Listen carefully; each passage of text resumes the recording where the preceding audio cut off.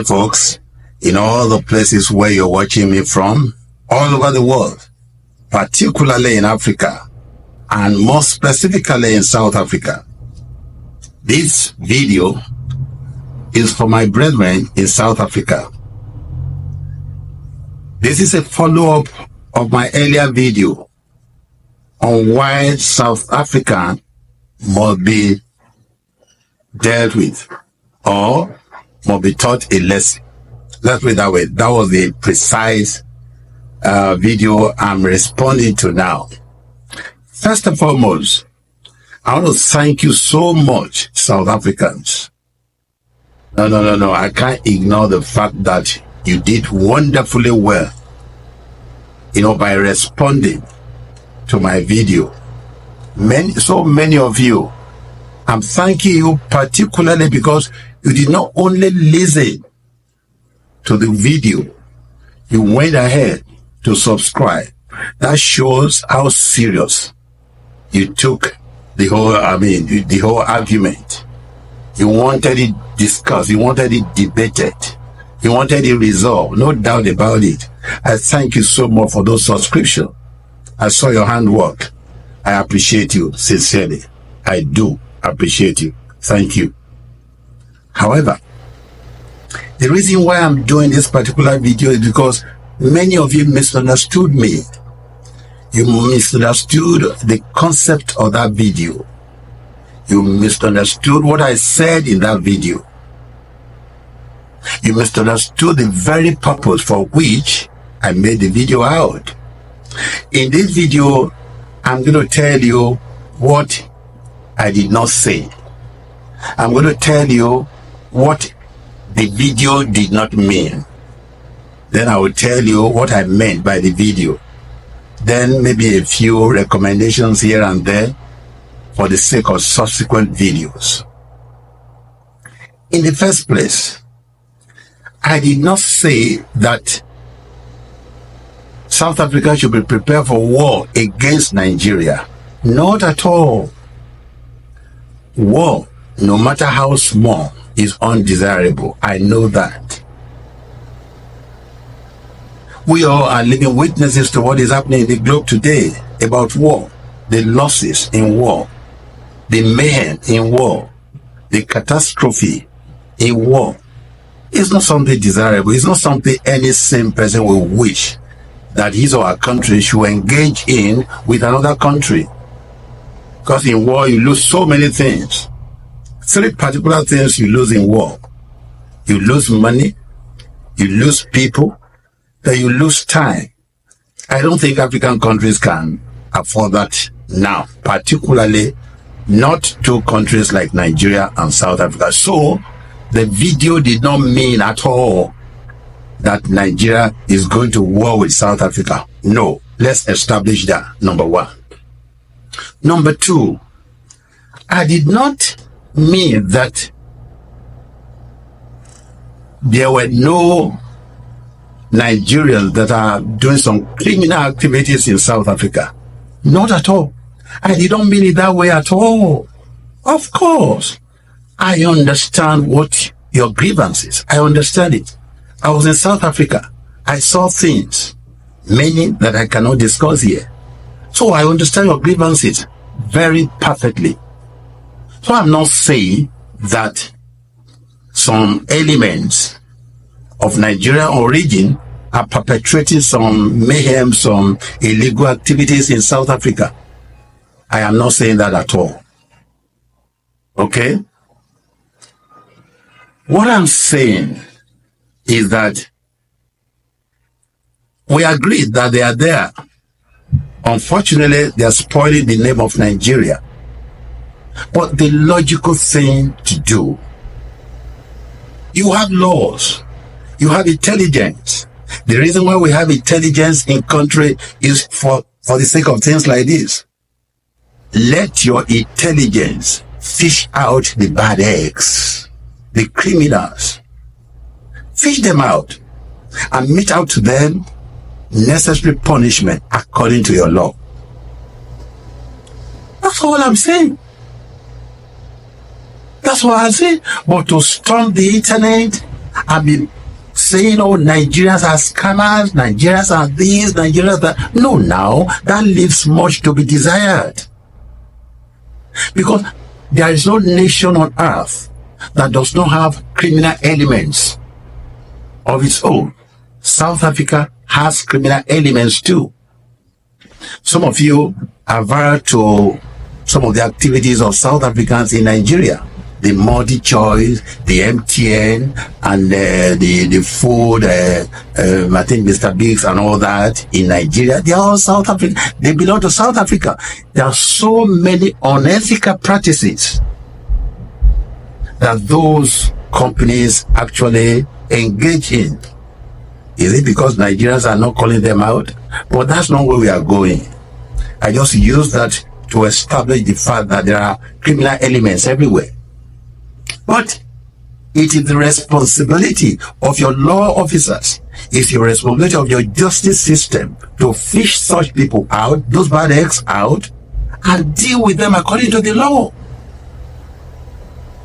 You don't now say because there are one or two people who are engaged in drugs or whatever, then all Nigerians are bad. Are you telling me that there are no Nigerian professors, there are no Nigerian engineers, there are no Nigerian lawyers, Nigerian architects, and all kinds of professionals in South Africa that are doing well? Why are you not calling those one out? Are they also bad? Do they deal in drugs, or are they contributing to the development of South Africa? So this is all I'm saying. We cannot fight. We are to engage in intellectual discourse so that the misunderstanding between the two countries can be resolved. We can't fight. We have so many things that bind us together. Besides, what Africa needs now is not fighting. It is unity, so that we can combine together and deal with our common enemies. No, fellow Africans are not your enemies. Come on. The unfortunate thing is that what I said, actually, let me go to the main reason why I did that video. I said why South Africans must be taught a lesson. I actually meant a lesson in history. Then I now address your elite, the South African elite, the political elite, the religious elite, the economic elite, and all the social elites in South Africa. I blame them for not teaching the youth the history, particularly of the relations between Nigeria and South Africa. Because one of you said it in the feedback, that yeah, we were taught history in the university, but no mention was made of Nigerian contribution. My goodness, that's a disservice to you. Your government owes it a duty to revisit your curriculum, to rework your curriculum, to include everything that got South Africa to where it is today. If Nigerian contributor, humongous contribution of Nigeria before you get to where you are now, if that is not included in your curriculum, it is a disservice to you. The government has just robbed you of one of the important aspects of your history. You must know it. So that was what I said in that video, that the government owes it to you to teach you the history of your people. And somebody said something that actually amazed me. He said, why do we need to go back to history? Who does history help? Really? Did I hear you say that? That who does history help? Wow. No wonder things are the way they are. According to Santayana, he said those who fail to learn history, they are doomed to relive it. If you don't know about your past, how can you understand your present? If you don't understand your present, how can you plan? Wow. You denigrate history like that? What do you think the lawyers call precedent? Is history. The legal system of Britain, let's say the United Kingdom, the legal system is based on precedent. They don't have, a concise constitution. They base all their judgment on antecedent, precedent, convention, what happened before. Without the knowledge of history, how can anybody judge in Britain? How can anybody engage in a legal business without antecedent? So I'm not here to preach history because I'm a professor of history. I'm just telling you, don't ever denigrate or underrate the importance of history in any society. All these calamities and mayhem happening all over the world is because people fail to learn history. They now say history repeats itself. History does not repeat itself. We have men and women, human beings, who are the dramatis personae of events, who have failed to learn from history. Enough of lecture. Where I'm going is that your elites, your politicians, your leaders who witnessed those events I talked about in my first video, who were beneficiaries of those events, they should have told you. They should have told you, should have lectured you the countries you have to hold in high esteem. And somebody was even saying that Sonny Okosun, the song Sonny Okosun, was it the only one who sang such song? Come on now. What a way to remember somebody who has been so good to you. What a way to honor somebody who was in solidarity with you all through your travails. I don't think that is nice enough. These are the points I made in that video. Many of you said so many things. That Nigeria is envious of South Africa. What for? Come on, Nigeria is a giant of Africa, irrespective of the way you look at it. One of you said, Nigeria, we should face our problem, which is bad governance. Okay. I say bad governance is only a problem that is synonymous with Nigeria. There is high rate of unemployment in South Africa. There is high rate of violence in South Africa. Violence from South Africans against fellow Southern African members. There is violence, in fact, there is joblessness everywhere in South Africa. That is established. We all know that. Is that not a function of government? So we are all having a teething problem with our leadership. So it's not peculiar to Nigeria. So you can't single Nigeria out for that. Otherwise, you can go and fast check and come back. Let's discuss this issue. So all I'm saying is that name calling and brandishing people, stereotyping people, will not help us in Africa. We are one. But we ought to know how to evolve a modus vivendi by which we can resolve the problems between the two countries instead of calling out names. If you even denigrate any country, I don't think it's Nigeria you should do that too. No, not Nigeria. If your people, that your leaders did not teach you, did not tell you anything about Nigeria, especially during your hours of travail, when you were having issue with apartheid, Google it and see the role Nigeria played.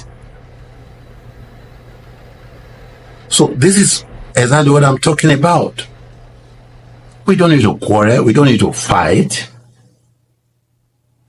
Everything I said in that video, fast check. Go and check them out and see whether they are not true. So what I'm saying, in essence, is that how to pay back people who have been so nice to you. It's not by criticizing them judgmentally. It's not by tearing down on the internet. It's not by calling them out and, making all of them as if they are all criminals. Have you not heard that the most educated race in America is Nigeria? That about 70% of medical doctors in America are Nigerian. Have you not heard that? Google that too and go and fact check. So, what are we talking about, Nigeria? I'm not saying that there are no Nigerian criminals in America. I'm not saying that. The same way there are criminals in South Africa, Southern Africa, and South Africa all together. There are criminals there. Every country has its own dose of criminality. It's not peculiar to any particular country. So stop calling Nigerians out. Those who should call out among Nigerians are the criminal element. Apprehend them. If your legal system is incapable of apprehending these Nigerians, what does that tell us? What does that tell you? It means they are incompetent or they are compromising with the criminals. Rather than deal with the people, don't you know you have to be able to sift the chaff from the wheat? Yes, that's what you should do. Not to see every Nigerian and begin to suspect them. Come on. Many of us are highly responsible. We are professionals everywhere we go.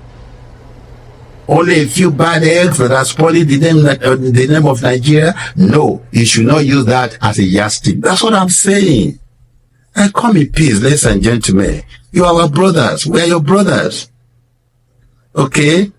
Let the conversation continue. Very soon I will invite you to live on Facebook. Let's discuss. Let's talk as brothers and sisters. No, we can't eat us. We can't kill us. We are all Africans, okay? We have common heritage and we have common history, okay? So we shouldn't, the Gen Zs of these days, who have not been told history of their people, they should be taught a lesson of history. That's what I meant. Not that we are going to war for anything. We cannot afford to do that. We have symbiotic relationship. You have so many things that you are doing in Nigeria. It's the same way Nigerians have businesses they are doing in South Africa. Legitimate legitimate businesses. So we can't afford to ruin all that because we don't know history. Okay? I'm using this opportunity again to call on South African government.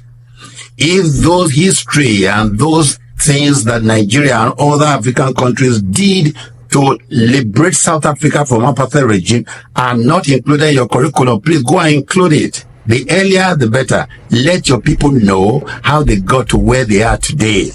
So I come in peace, ladies and gentlemen. Before I end this program again, I cannot but thank you again, South Africans. In my first video, the other video I'm talking about, you actually came out for it, and the feedback was wonderful. Irrespective of some of the negativity here and there, but it's part of the process. So I thank you so much for those who subscribe and those who just watched the program and did not subscribe.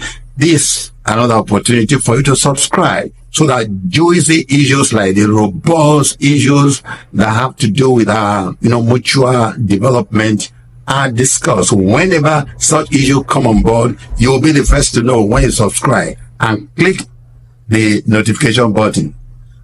I thank you so much. Don't forget to like this. Don't forget to share. And more importantly, as you are subscribing, don't forget to leave a comment. Let's continue. The first one was very robust and I enjoyed it. I love it so much. Thank you so much. I remain Dr. Femi Adegbulu on Point Blank. Till I see you again, please stay out of trouble and also be objective in your criticism. God bless you. Bye for now.